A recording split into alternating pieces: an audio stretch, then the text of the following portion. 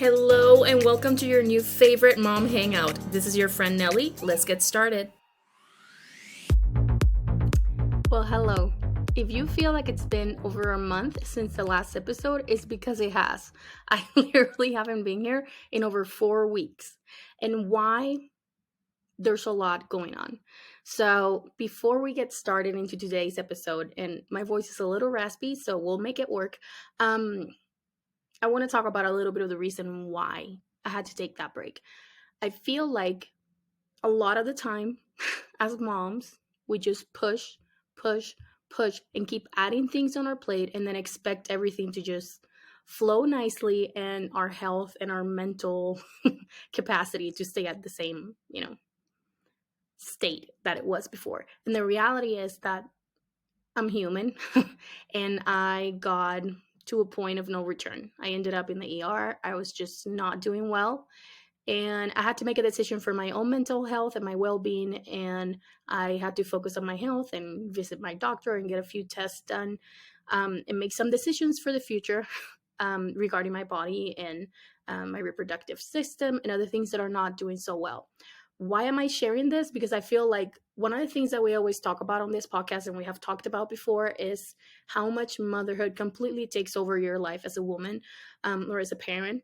Once you become a parent, like that's it. Like even if you have, even if you have hobbies or you have friends or you have something else that you do, at the end of the day, you're fully responsible for those little tiny human beings. And I feel like I got myself to a point of just, I was exhausted. Like I thought I had it under control. And then my body was like, no, you don't. No, you're done. You're done. Like you're done. So yeah, I had to take a little break, but I'm back. And today I want to talk about autism because I gotta be very, very honest with you. I've been avoiding this topic, and I mentioned this on my stories when I said that the next episode was gonna be actually about autism because we still have on the calendar for this month to talk about birth trauma and NICU and all that. But a lot of the people that follow me because they have found my page as another kind of like advocacy and autism content kind of place that they can go to. And I thought it was time that I talked about it. But why am I avoiding it? Many reasons. If you're part of this community or special needs or whatever your situation might be for your family, even if you're just a mom or a parent, you know that online, once you start posting things or you make public your opinions or your experience, there is always somebody that's going to have an opinion about it or criticism or something to say, even when it's not their place. So for me, talking about autism has become a little bit uncomfortable, not because of my son, not because of the actual autism topic, but because of the amount of hate and kind of pushback that I get with anything. I could say the sky is blue and somebody's going to come back and fight saying that it's red. And it's always been red. What are you talking about? Or I can say, there's different kinds of apples. And people are like, no, there's only red apples. And then I'm like, like there's no winning. If I say that I like pears, they're going to say, well, have you forgotten about apricots and like peaches and grapes and all the other fruits in the world? I'm like, okay. So that's why I've been kind of hesitant, I guess, to talk about it. Because I feel like, and this all comes from taking that break too, because I feel like I was at a place where I was not confident enough to show my face without it letting affect me if people were being negative or bullies and just online trolls. Let's just be real. Usually I'm very much like the one that would tell you like, oh, just ignore them or whatever. They don't matter, right? But the problem is that right now, with how bad I was doing in the past few months, it was affecting me. Like anything, I would cry myself to sleep. Like I'm like, no, I can't do that. And I wasn't feeling good physically. But anyway, so I decided to talk about it. And I kind of prepare a list of things that people ask me the most. But I think the number one question that I guess is like, how did you know? They just turned 4 years old. I have 4-year-old twins, boy and girl. They were preemies. I think we have talked about all this stuff before on previous episodes, but from the beginning, I think I kind of knew. I think I people ask me all the time, like, how did you know? Like, what did you see? And of course, there were some kind of signs or certain how do you say, characteristics or whatever that I kind of knew that were not kind of something that I saw on his sister or other kids. I'm like, something's happening that is a little bit different. And I feel like he's needing me more than everly for certain things. And I just knew in my heart, besides all of those signs and things, that something was different. Not that something was wrong. I never thought my son was not absolutely freaking perfect, but I knew that he was needing support in certain things. And I'm like, okay, one of the first things that I will tell you is we always described Lucas when he was a baby that he used to just be the sweetest baby, very gentle, like an old soul, because he didn't show as much interest in certain things. But also, he used to cry a lot. And I remember my husband used to spend hours just walking around back and forth in our living room, carrying him around so that he could look at the ceiling fan. He loved that kind of circular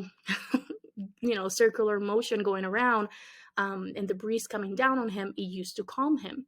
And we're like, tons of babies go through this, right? And of course, when you go to your doctor, they're like, it's just a colicky baby. You have a very colicky baby. And that's all they gave me. I'm like, okay.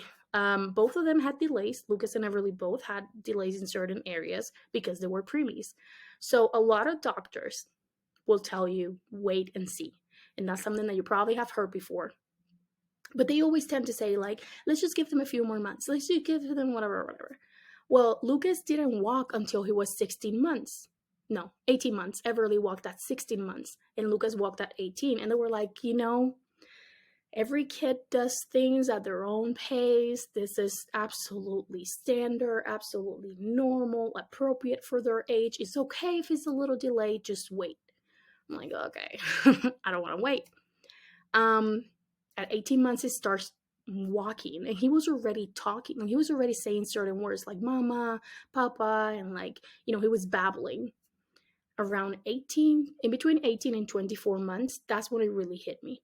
Lucas started spinning toys around. Lucas started to just get very, very focused on certain tasks. He started to kind of ignore his sister a little bit. He just didn't seem as interested in doing the things that I saw every other baby do, And I was like, okay, maybe he just likes spinning toys. I like spinning things too, or something like that, which is another whole conversation, right? Because I think a lot of parents, now that they have a neurodiverse, kid, they look at themselves and they're like, oh God, like, I think I see a lot of things that kind of click. And my husband and I talk about this all the time, but that can be a whole other episode.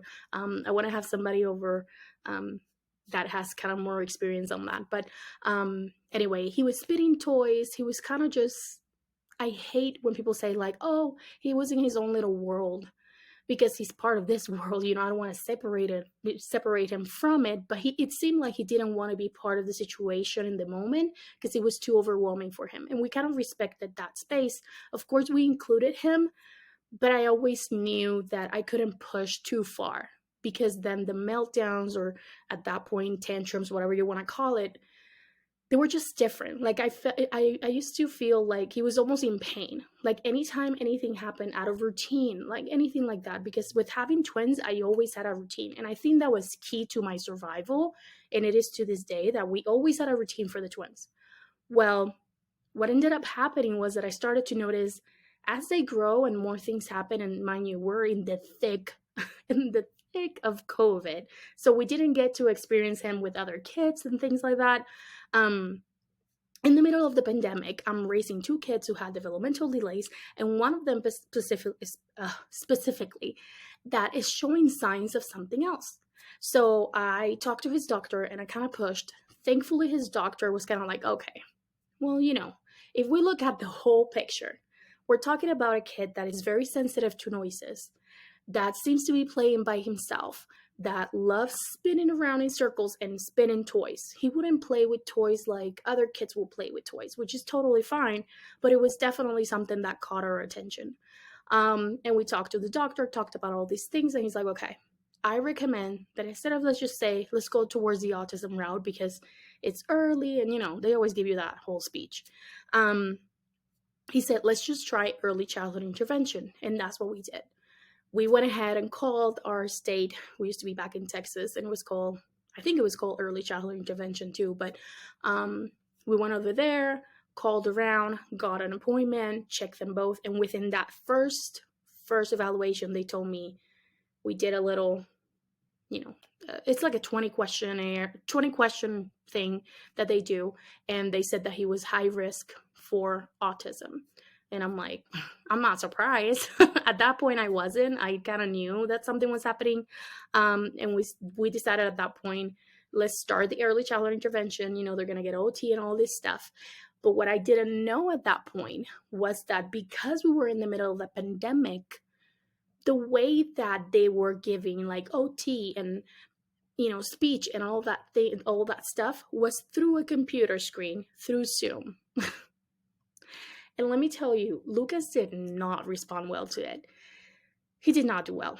He didn't. And I started to notice a lot of things with the way that they were approaching therapy towards him were a little bit kind of compliance based, and I was like, this is kind of odd. And that's when I first started to hear about ABA and all of this stuff, and I'm like, this is so overwhelming. But I said, let's just keep going with this, see how it goes. We ended up moving states, and that completely changed everything, because the new program in our current state was completely just night and day from the one that we had in Texas. And here they were actually able to come to our house. So we took all the precautions available. Things were kind of back-ish to normal at that point. This was like almost 2 years ago, and we weren't full in. At that point, they were like 2.5. And I said, like, I have to get the diagnosis. Like, I have to. Throwing into that when you decide to get a diagnosis, the wait list can be 6, 8, 10 months, maybe a year. And I had to fight for it. When I tell you that I called at least 12, 15 places to see if they took my insurance, if there was any way that I could get this done without having to pay $2,000 for a test, because we were not in that situation, and financial situation where we could say like, oh, here's $2,000 and throw them in their face and get the testing done. Like, that was just not something we could do. So we looked around, we called and called and called and called, and I finally found a place that had like a 2-month wait list. And I said, just put me in, we'll figure it out. So we went in and got Lucas evaluated. And of course, he got diagnosed. I know that a lot of people don't like talking about levels or where their kids are at or not, because, a lot of people talk about high functioning and low functioning. And we know from listening to the autistic community, meaning adults and people who are a little bit older, that they know how it makes them feel when they hear those things. When we talk about high functioning or low functioning, what are you trying to say about that? Like, what is that saying about them as a person? And talking about functionality is kind of subjective to society and what the expectations are. Somebody who's considered low functioning, what does that even mean? Is it low functioning for your situation, for your school, so it's very offensive for people. So we prefer not to use those terms, but I'm just going to give you what they told us at that point. Lucas was diagnosed on paper by a psychologist, and he got the ADOS, I think it's called, the official evaluation, and he got diagnosed as a level 2 in the autism spectrum disorder, and as a general, I think it's called globalized general delay or something like that. So yeah, developmental delay. So it was shocking in the sense that to see it on paper, it kind of confirmed a lot of the stuff that I already knew.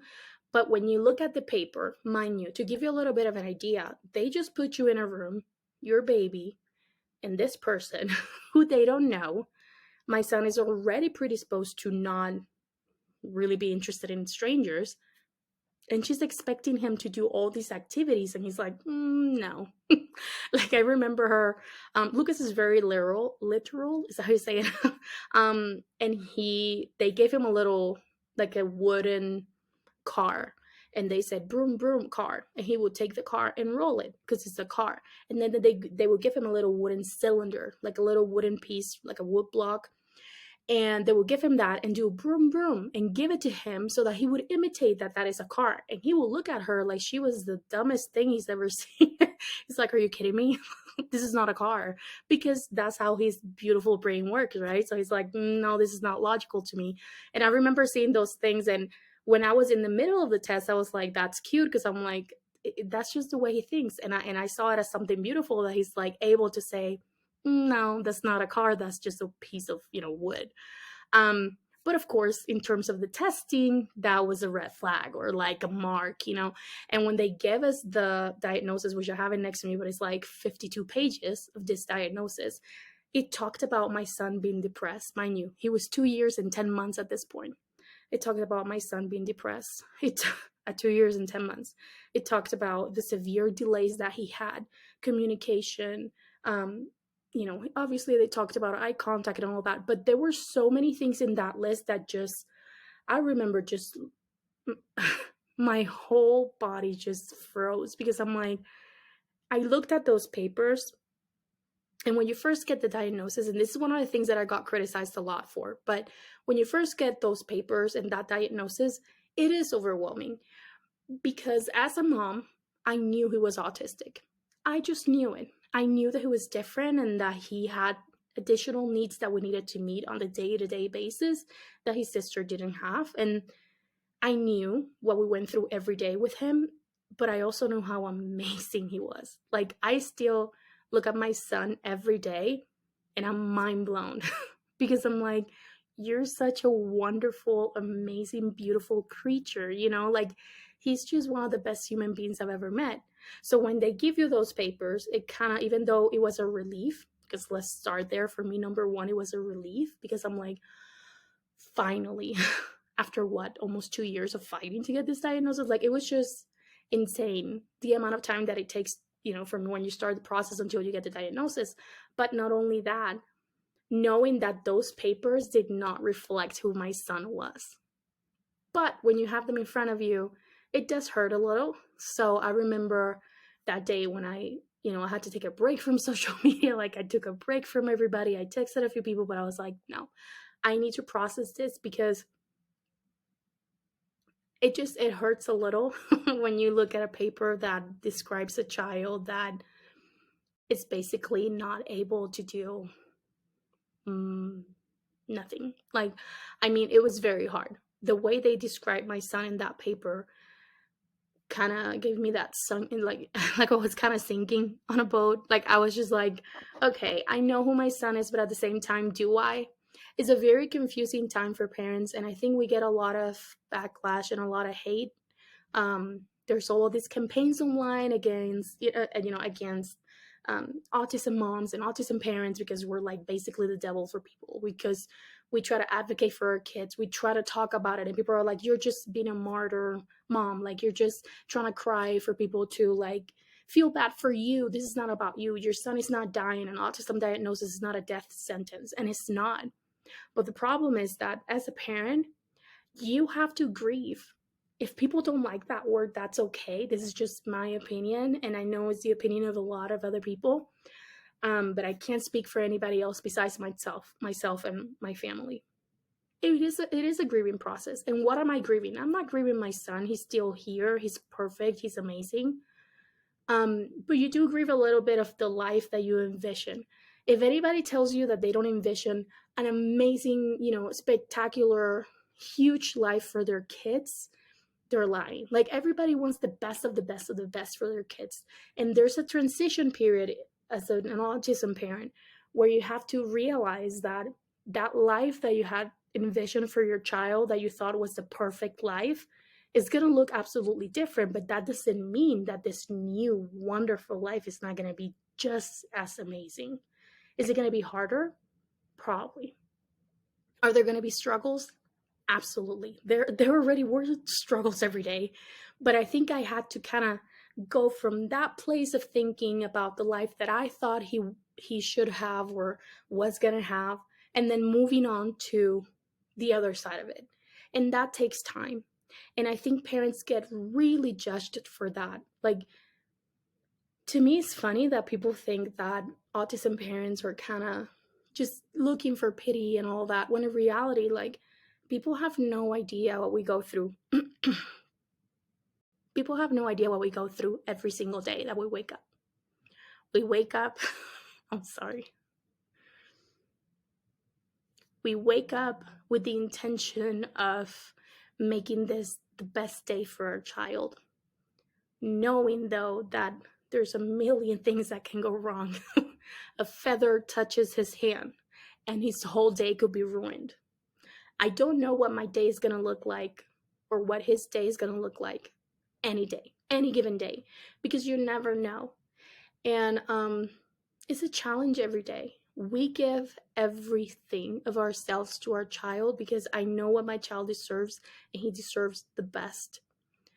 So going through the diagnosis process and grieving, because that's the only word I can say or talk about to actually describe that feeling after going through that grieving process of the life that I thought or what things would look like, the little things that I used to think about that day that I got the diagnosis. I cried about, what if he wants to do sports and he can't? What if he wants to do extracurricular activities? Like, in my case, I have twins, right? So I always thought I was going to put them both in a little soccer league and all that stuff. At that moment, I didn't think any of that was possible. It takes time. It's a shock to the system. Anyway, I'm at a very, very, very different place now. But I still wanted to tell you where I was at. Because I know a lot of parents right now who are listening who just got a diagnosis or got it not that long ago and are currently in that phase still. And you may think, what's wrong with me? Why can I not look at my child and think he's going to have an amazing life? It's okay to go through that process. I think the only difference is, are you going to get stuck or are we able to move out of it? And I feel like you kind of have no option. I've had to dig myself out of that hole and know that he's depending on me. And I can't just sit in it. Because if I sit on it for too long, I just get very, very sad. I think about the future and I get frustrated. I think about what's going to happen when he's an adult and he's no longer the cute toddler who doesn't talk. Or, because right now he's just cute and little. What's going to happen when he's 25 and there's no longer any services or help for him? What if he's not able to progress enough in the next 10 years to where he's at a place when he reaches, 18 or 19 where he could be independent? What's going to happen if something happens to me? All of those feelings are absolutely valid. And this is one of the reasons why I was kind of hesitant to talk about it, because I know saying these things out loud can kind of open things up for people to send hate in. And that's okay. I'm just being honest, and I know a lot of other parents feel this. But for us, after the diagnosis and all that happened, there was a switch that gradually happened. I think spending time with him and creating that connection with him was key in all of this. I immediately, of course, got the number one suggestion, put him on ABA. We tried ABA for a little bit. It didn't really work out for us. I don't think it was the right center for us. I am not absolutely against ABA. I just think that for us, we like a different approach. Little bit of a less kind of compliant based kind of approach. And not all centers are like that. We just unfortunately were not in a financial situation to go hopping from one center to the other until we found the right one. I know we could do a whole episode on ABA, and we will. I'm gonna probably have somebody who has an at-home ABA program. She said that she would like to come to the podcast, so I will bring her in so we can talk a little bit more about ABA, the progression of what ABA looked like, used to look like decades ago and what it looks like now, and all the options that parents have now available. There's still a lot of components that go into that. There's a lot of stressors that people don't talk about with autism in therapies. One of the main ones is the financial burden that it can bring on a family, and yes, it is a financial burden. Not your child is the burden, but therapies are very, very, very expensive unless you have Medicaid or anything like that. And in our case, if you don't qualify, it's We're talking thousands and thousands every month. And if you have good insurance, you meet your deductible and then you pray. But that's still thousands of dollars usually that you have to meet before anything else is covered. And it is a lot on a family. And that was the case for us. And that was one of the main reasons why we moved away from ABA, but also because I knew I'm very blessed to be at home. Um, doesn't mean that it's easy financially, but I am at home with my kids. So I knew that I had the opportunity to fully dedicate myself to my kids and figure out what would work for them. While we were doing, the early childhood intervention, all that, they transitioned into a little special ed preschool, and now they're moving into school for preschool. And I'm like, okay, what can I do in between now and then when they go to kindergarten? What can I do to help them? And I went full on, all energy, doing research, looking, for different speech, therapy videos on YouTube, OT videos, and all that stuff. Because I'm like, I can't create him a sensory room in my apartment. Like, I don't have the space in my apartment to do that. So what can I do? What things could work? Like, I talked to other moms of kids in the spectrum, and that's how I met a lot of the moms that I'm, now really good friends with in this community. I met them on Instagram and TikTok, wherever I could find them. And I think that was key for all of this. I created this community around me that knows what it's like to go through this process and can kind of give me tips on it. And, it kind of helped me see that there's so much more that I could do at home. I'm not a speech therapist. I am not an occupational therapist. I am a very, very dedicated mom. And that can actually change everything for your kid. I know it's very hard for parents that work to make those decisions or not, but to me, honestly, like, even if you work full time, take 30 minutes a day to work with them.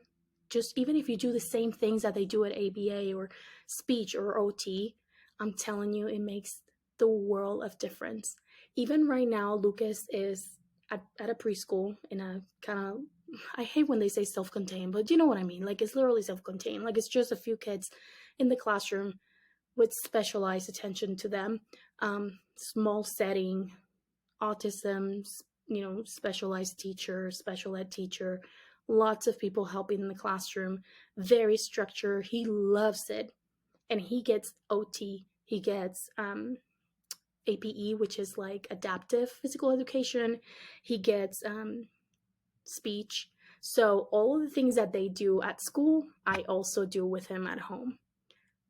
I'm just telling you, I don't know that I've taken the most traditional route towards this.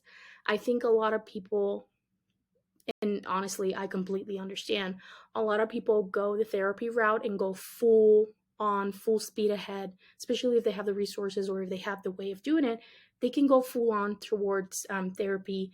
And, we rely on that 100%, or not 100%, but you know what I mean? Like, therapy is the bulk of the services that the kids have in a lot of the cases. And that's amazing. But for us, we couldn't even afford it at that point.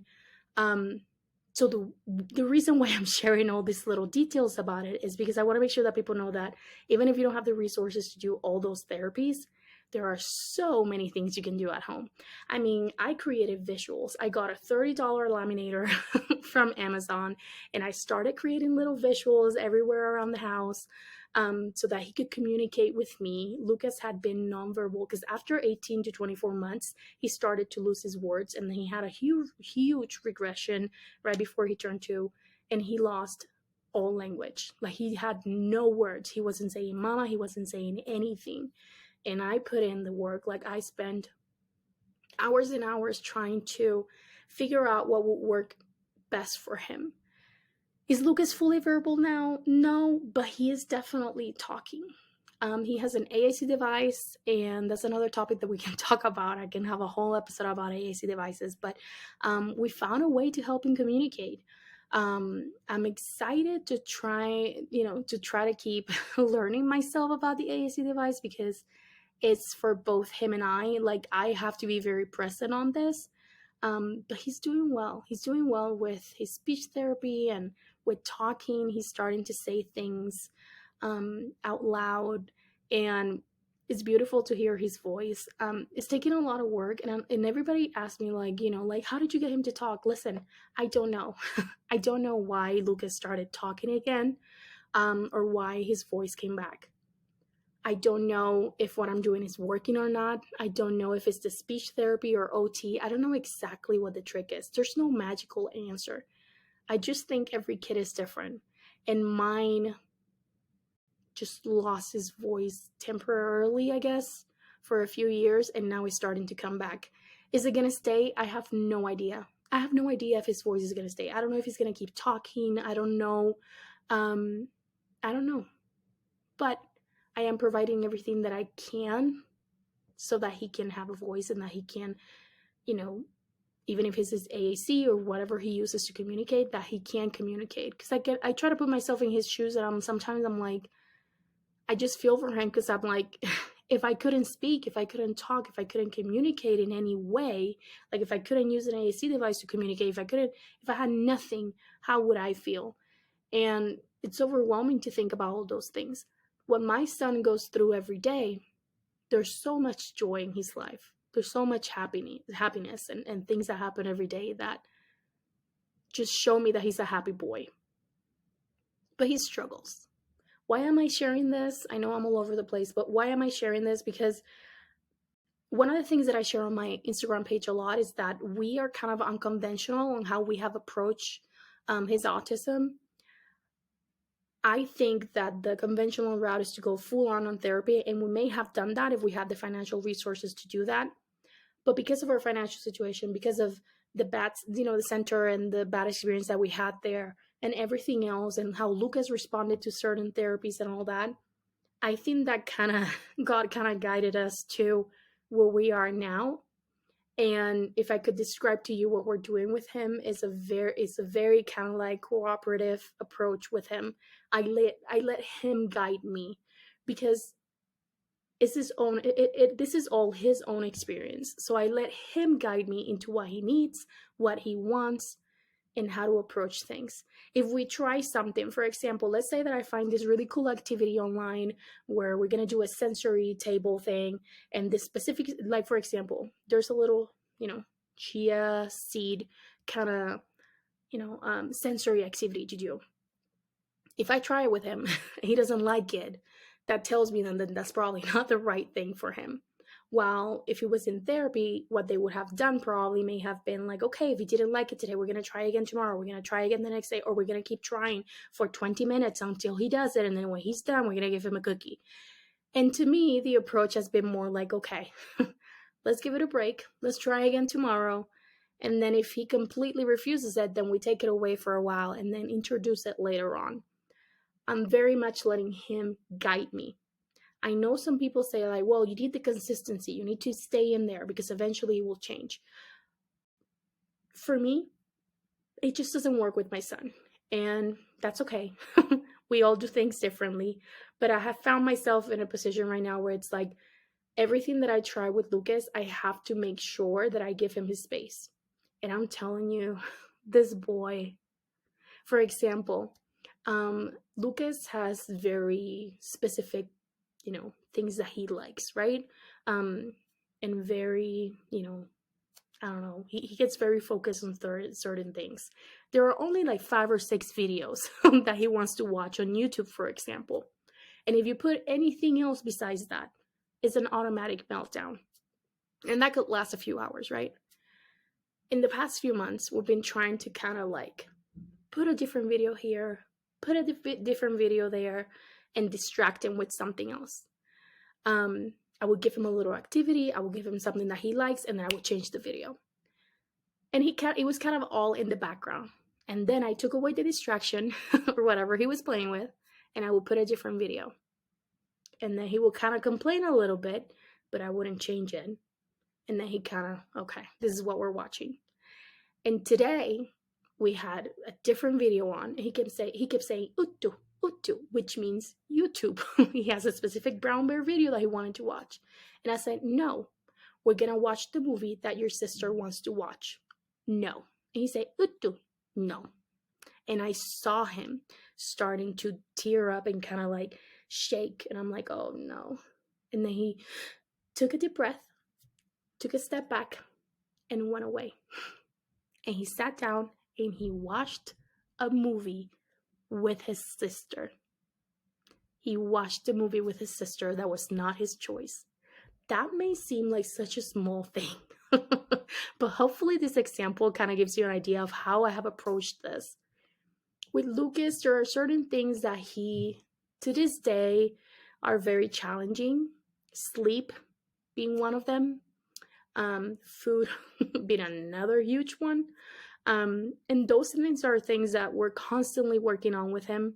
A lot of people have suggested so many things for his sleep and what could work and what could not. And let me tell you, we have tried almost everything. But I do think that he goes through cycles. So right now, I told my husband, we've had like 5 weeks of like, Lucas takes like 3 hours to go to sleep, like 10:15 p.m. and he's still awake, or like 12 or whatever. Or he'll wake up at 1 a.m. and stay until 5 a.m. and then he has to go to school. Like, it's been challenging, right? So I told Luis, you know what? I'm going to record the podcast today. Because we've been having such a hard time with sleep that he definitely will be in the room with the kids, distracted, away from the room, so I can record like my husband would be for at least 2 hours, right? I'm not even kidding you. Lucas fell asleep in like 5 minutes. It's like he knew that I needed to do this, and he's like, no. No, I'm gonna go to sleep now. So I had to restart the podcast, tell my husband to stay quiet so I could finish this. But yeah, it's the little things that kind of integrate in our everyday life. Oh man, if I could think, if I think back to before we had kids, in our life now, it's like night and day. And sometimes I shouldn't, but I compare myself to other moms and people who have kids who are neurotypical, or like they just go to the store and walk around and their kids follow them. They have kids that they've been sleeping through the night since birth, and like all of these things. And I'm like, that's just not our life. Autism kind of affects everybody in the family, the way we eat, what we eat or what we don't. Because if there's certain things that we're eating next to him, he'll gag. The way we sleep, like we take turns, and Luis and I don't get to spend as much time together during the day or nighttime because we're always taking turns to go into the room and help him sleep. Or we don't get to go on dates because we don't trust the soul with our children. And who's gonna know Lucas's needs and how to, I don't know, what if Lucas has a meltdown? How are they gonna deal with that? What if Lucas kicks them or hits them? Like, how do you deal with that with a babysitter or somebody else? Like, our lives are so different. And I think, like, I was thinking about this the other day where I'm like, yes, I went through the grieving process of what our life would look like when he's an adult, or, if he's not independent and he has to live with us forever, what that would look like, what's going to happen when I'm not here. But I also feel like, even though I've gone through all that process, and again, we still have issues with sleeping and eating and meltdowns and routines and everything else under the sun, I feel like I'm almost at peace with it. And I say almost because it's still hard some days, a lot of days, but I feel almost like I'm at peace with it. I'm like, that's okay. I found myself the other day mentioning something. I can't even remember what I said to my husband, but it was something related to like when Lucas is older and he's with us. Oh, that made me emotional. When Lucas is older, if he's with us still as an adult, what that will look like. And I'm like, oh, if we can get him to maybe talk or be fully able to communicate on his AAC, how fun would it be to take him somewhere like Disneyland? Or if he could handle it, maybe we can take some headphones, like, noise canceling headphones or like something. And we were talking about Lucas as an adult, and I caught myself doing it, and it wasn't a grieving thing, or it wasn't a really sad thing. It was like, oh, can you imagine what our life is gonna look like or may look like? And it was kind of like eye-opening, because I feel like a year ago when I first got the diagnosis for Lucas, I feel very hopeless. I feel very, very alone. I feel like I had no control over our lives. And to a certain degree, you always feel like there are certain things that you can expect. I don't know if my daughter's going to get married. I don't know if she was going to want to have kids or not. Am I going to make her? Like, I don't know what she's going to do. Is she going to be a scientist? Is she going to do hair? Like, I don't know what she wants to do. That's fine. Um, but you still expect them to like be independent or whatever, right? So making that kind of shift in my head that my son will probably still be here with me in my home was kind of sad in the beginning. But honestly, it doesn't sound too bad right now.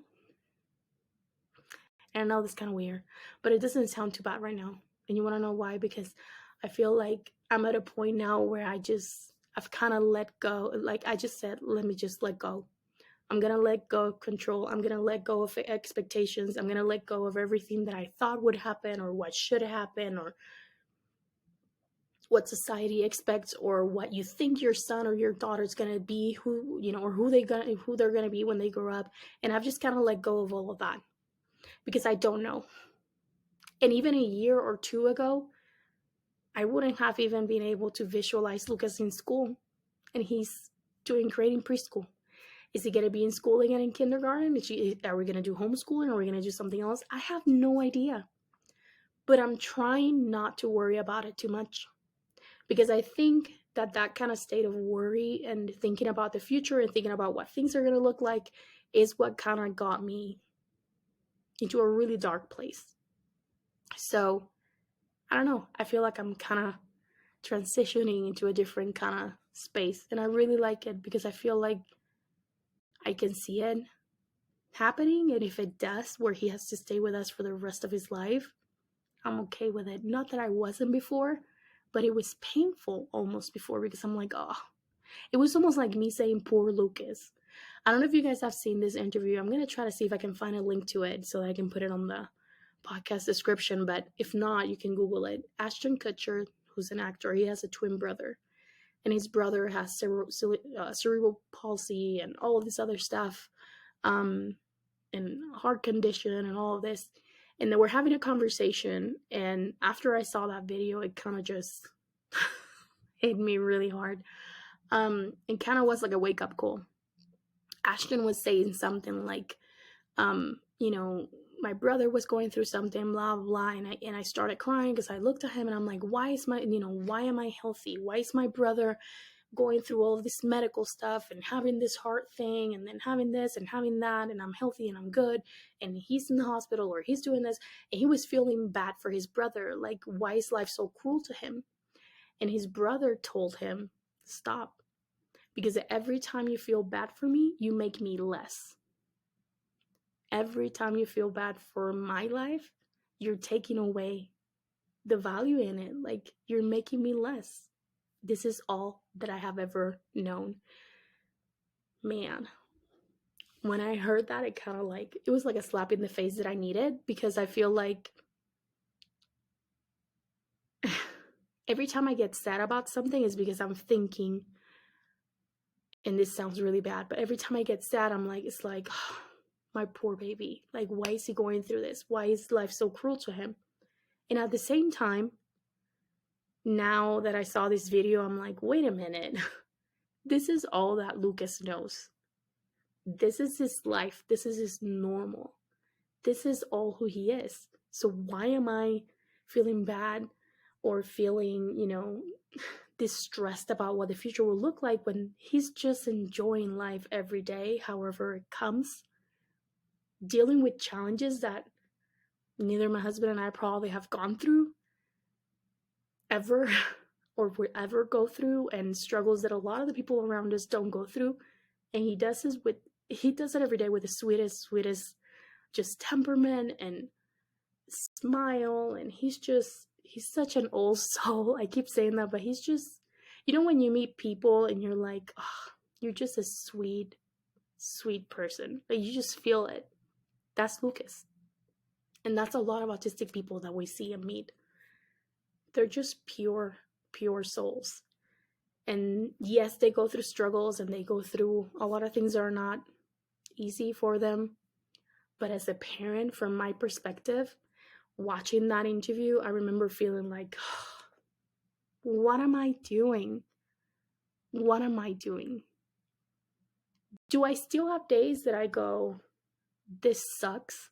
I wish that things were easier for him. Absolutely, all the time. Like, I don't want him to struggle with anything. I want my child's life to be easy and beautiful and perfect, and nothing bad or difficult ever happened to him or to his sister, to my my little girl, like his twin. Like, I want the best for both of my kids.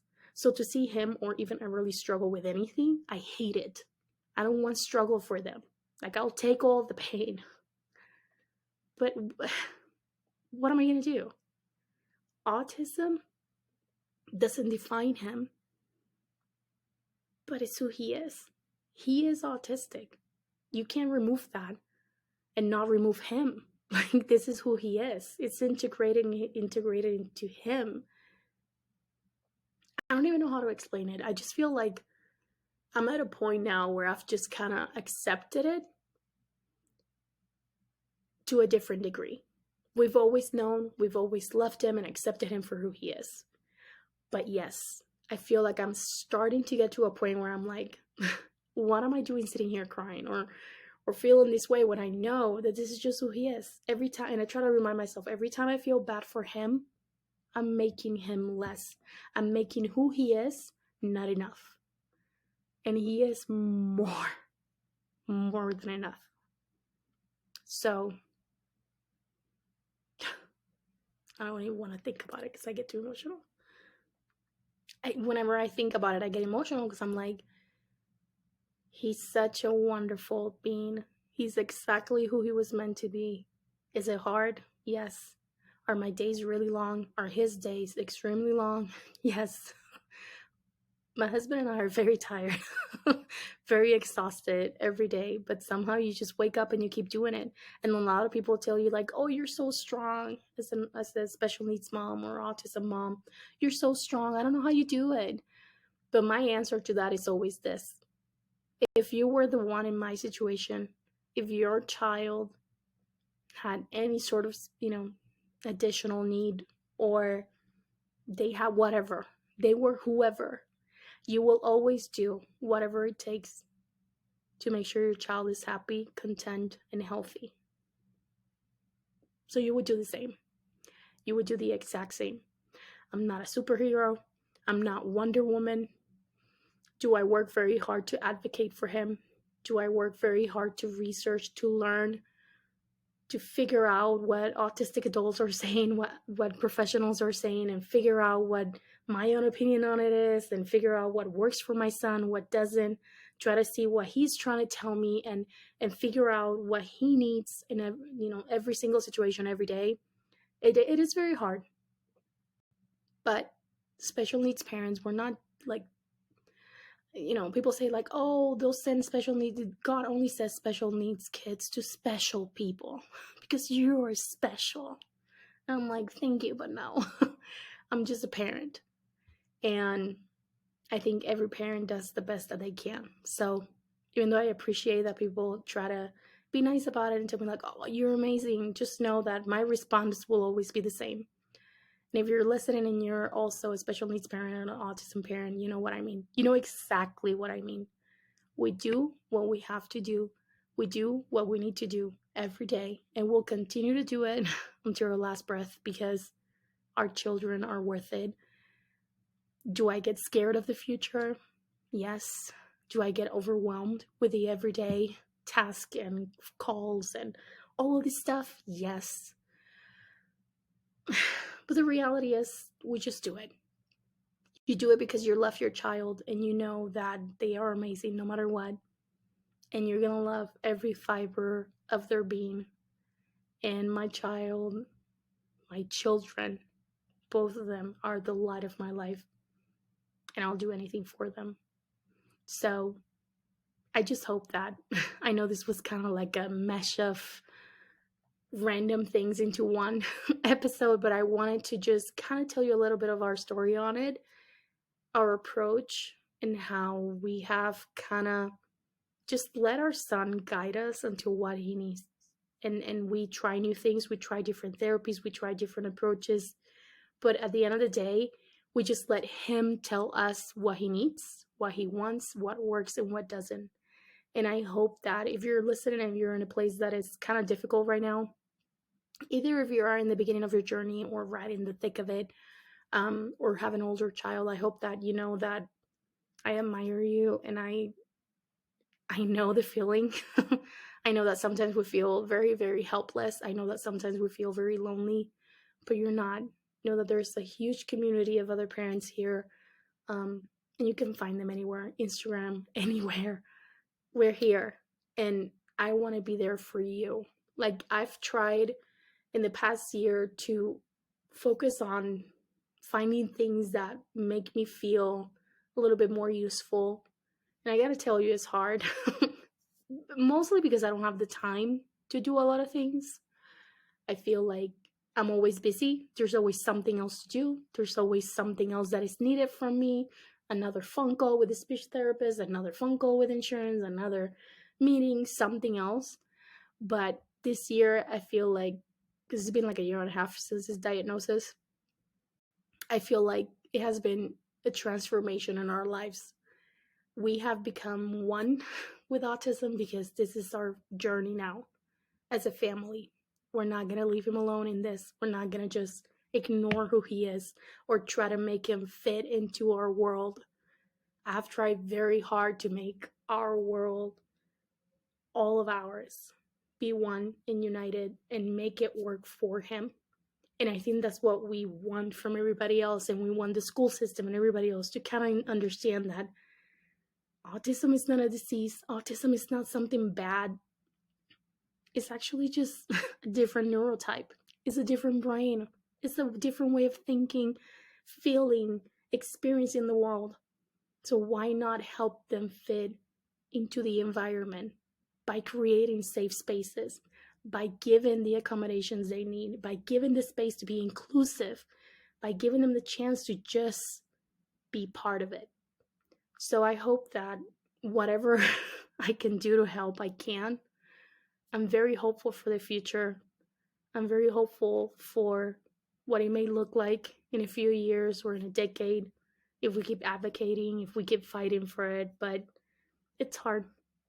It's hard. And I know a lot of you know this, but I'm not trying to sell you something. Let me just start by that. But I am going to mention it because this is just how I found that I could be helpful. So I decided to create something for parents to be able to help them get organized and get just one place where you could just put everything, medical records and autism diagnosis information, and have a planner on it for your monthly appointments, and have a place where you could have a whole provider list, a list of all the hospital or specialist visits that you have. I wanted one place for all of it, IEP notes, all of it. So I created the caregiver planner for autism parents, and I'm very, very proud of it. The reason why I'm mentioning it to you, it is available on Amazon, and I'll put the link on the description. But I want to do a little giveaway for the month of April. I'm going to try to give out at least 4 of them, one each week, and a bunch of little cute things to go with the planner. But for everybody that is listening, I do want to give you a chance to win one because I think that this is so helpful for parents. So, what is today? I don't even know what day today is. This has been filmed Monday, March 27. It's probably going to be up on Tuesday or Wednesday. Let's just say next Friday, April 7th will be the first giveaway, and it's going to include all the people that listen to the podcast. So if you want to participate, please go to my Instagram, and I want you to just send me a message. The link for my Instagram is down. It's on the bottom. It's at Twin Mama Nels. Send me a message and just write Autism Podcast. And once you send me that message, you will be entered for the giveaway. Anyways, thank you so much for being here. I know I've talked a lot. I've been all over the place, but that's just how my mind works all the time. So I hope that you know that I appreciate you, and I love when you guys listen to my podcast. Send your friends over. We have a lot of fun stuff coming up. Hopefully, I can get on a better schedule, but just know that after taking that break, I realized that I cannot put so much pressure on myself about what day I put the podcast out or not. It will be out eventually, right? So let's just go with it. We'll get on a better schedule. But for now, I hope you enjoy this episode and know that a lot of fun things are coming. And I have a lot of fun guests that are going to be coming on in the next few months. So, yeah, we'll see you soon. Thank you so much. I hope you have a wonderful day. Bye.